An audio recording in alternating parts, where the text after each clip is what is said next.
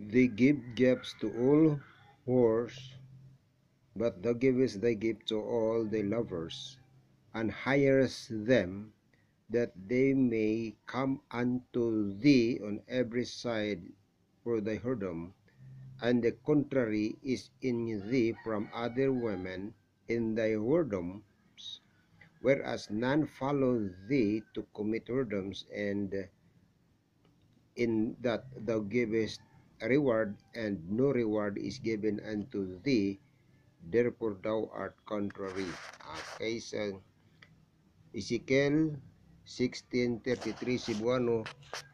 Sa Cebuano, Ezekiel 33, sila nagahatag og mga gasa sa tanang mga bigaon, apan ikaw nagahatag sa imong mga gasa sa imong tanan nga hinigugma, og nagahukip ka kanila, aron sila manganha kanimo sa tagsa-tagsa ka kiliran alang sa imong mga pagpakighilawas. Og lahi ikaw sa uban nga mga babae sa imong mga pagpakighilawas, nga niana walay nagasunod kanimo sa pagpakighilawas, ug sanglit ikaw maoy nagahatag sa suhol, ug walay suhol nga gihatag kanimo, busa ikaw lahi kanila. Sa usa sa atong isgutan kining problema sa kuan, base sa atong nabasa diha, may mga bahin lang diya nga atong makuha nga kuha anong lesson. Ang usa sa atong makita, usa sa atong nakita nga problema nga gustong sulbaron karon sa atong nasod nga Pilipinas, kining gitawag nato problema sa vote buying panahon sa eleksyon diri sa atong nasod. So ang problema sa vote buying is rampant nga daw sa dili na gid mapugan o dili na gid nimo ma-control kining maong problema sa nasod sa vote buying. Kaya ang mga botante dili naman gid mobutar kuno kon ang tao, ang kandidato nga nidagan dili mubayad. So ang sitwasyon karon nga kining mga kandidato mubayad gyud, ayha sila botaran. So ang kahimtang sa mga botante naisama na sa usa ka babaeng bayaran nga magpabayad, ayha sila gamiton. So walay kalainan ang maong sitwasyon sa usa ka babaeng bayaran nga adtuon didto kay bayaran kay gamiton. So ang mga botante mao gihapon adtuon sa ilang balay, bayaran kay gamiton aron lang makabutar. So walay kalainan sa kinaiya sa usa ka babaeng bayaran ang nahitabo karon sa mga botante. Now, gipangita kita og solusyon aron nga masulbad kining maong problema sa vote buying dinhi sa atong nasod sa Pilipinas, kay dili na ni siya kapugngan. Pero mausab ni siya kon ato yung tuyoon sa pag-usab. Kini tabang lamang nga panghuna-huna suggestion ngadto sa atong kumilik o ngadto sa atong presidente sa nasod kang President Bongbong Marcos, nga tabang kini nga basin lang kung kini nga suggestion makahatag usab og ideya kaninyo, kay kini ako lang ni nga mga panghuna-huna. Sa una nga bahin aron masulbad kining maong problema, panahon sa eleksyon dili na pabutaron kadtong mga dili kamao mag-analyze og kinsa ang maayo ipalingkod sa pangatungdanan ingon nga kagawad or kapitan or kagawad sa lungsod or mayor sa lungsod o kaha sa syudad o kaha gobernador o kaha presidente o senador o congressman. Ang pabutaron kadtong adunay gitawag nato kahibalo ba? Dunay kanang gitawag nato mga intellectuals. So kibali ang mahitabo, maghimo kita og balaod nga ang tugutan lang sa pagbutar kadturang anaa sa gitawag nato intellectual level nga doon lagi kahibalo sa pag-analyze o pagtan-aw sa klase sa tao nga palingkuron diha sa pangatungdanan ingon nga council. Kay kung palingkuron nimo ng tao nga di ka mao, wa kabalo sa iyang function ingon nga usa ka kagawad o sa kakapitan, magunsa man siya diya sa council. Ang kagawad nga wa kabalo sa iyang function, pag-abot dito magsigid na lang siya hangad, wa kabalo kung sa iyang buhaton. Kay wa man siya kabalo sa function sa usa ka kagawad ang giingon nga legislative function. Kay ang function sa usa ka barangay kagawad is legislative na siya. Siya ang tighimo og balaod sa barangay, balaod nga muhaom sa sitio o sa barangay. Og ang kapitan adunay iyang tulo ka function. Siya ang executive, judiciary, and legislative. So, kung ang kapitan ni Dagan, kapitan ni Daog, tungod lang kay naa siya kwarta, wa siya kabalo sa unsay judiciary, unsay legislative, unsay executive. So, mag-unsa man na siya diha, maglisod siya. Lisod kaayo ang iyang pagbati ana. Ang resulta siyang barangay, makadipo-dipo ang barangay. Matiktahan ang atong katawhan sa barangay. So, aron nga dili kini mahitabo, kinahanglan nga doon na kita'y balaod na ang magbutar sa pagpalingkod ni anang mga tawhana diha sa pangatungdanan sa kagawad o kapitan. Ang mubutar kadto lang ana sa gitawag natong intellectual level. So kibali maghimo kita og balaod alang ni ana.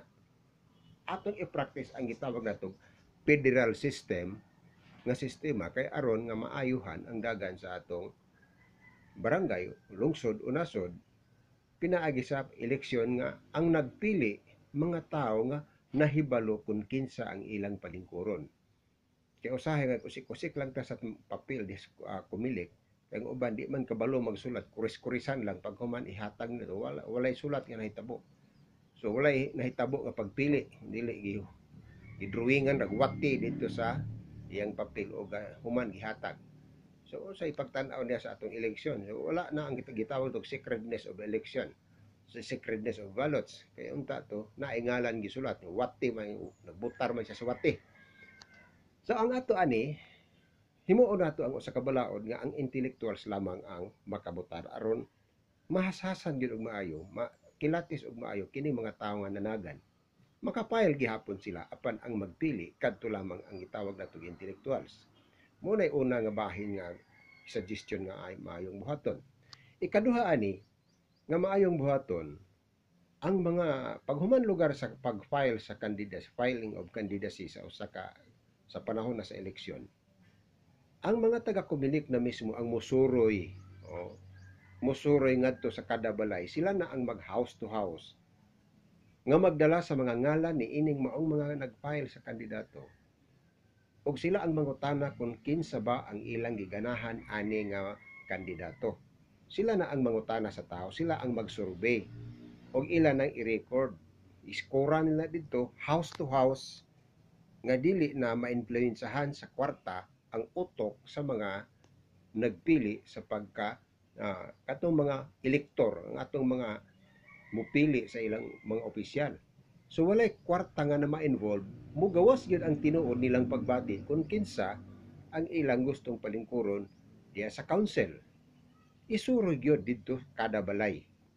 Pila ra may gasto ana? Kung gusto gyud tag limpyo nga eleksyon, inganaon nato. Basta kay dili na mo magdawat og hip-hip diya mga taga-kumilik ana nga mangutana mo kinsa ba inyong kagawa diri nga giganahan, kinsa ba inyong kapitan giganahan, mayor nga ganahan, o sangguni ang bayan member nga inyong ganahan, o ka gobernador o SP member o ana. Isuroy ngadto sa kada balay. Kini suggestion lang. Kay mo man ka ni problema nato karon. So hinaut pa nga kini nga panghunahuna moabot sabni sa inyo.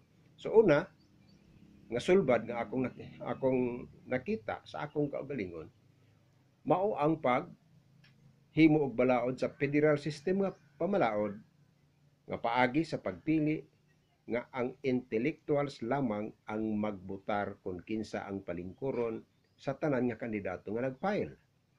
Ikaduha, isurvey sa taga-kumilik, house to house survey aron sa pagpangutana kung kinsa ang gusto nila nga mahimong opisyal sa ilang barangay o lungsod. So ana lang kasayon. So para sa atong mga kaigsuonan diha nga dunay mga panghunahuna, sige raw.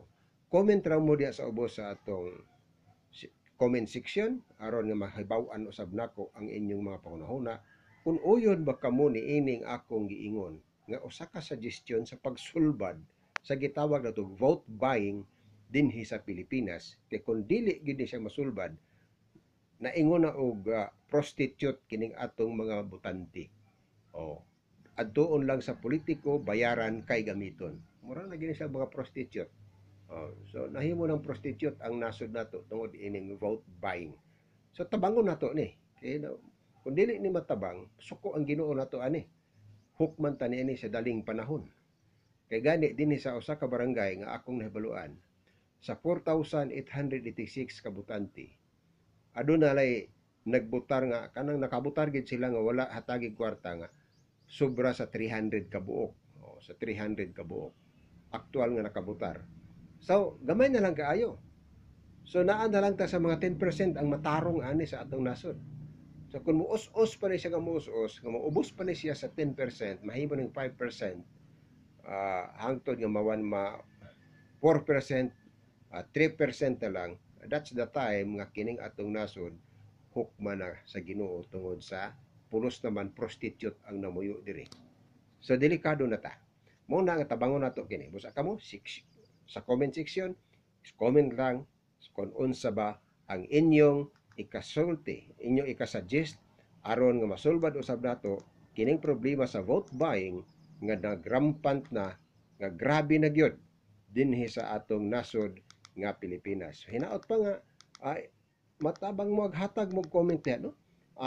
Mag-comment lang mo diya sa comment section aron nga mahibaw-an nato kung unsa pod ang inyong mga panghunahuna. So, daghang salamat o maayong adlaw sa inyong tanan.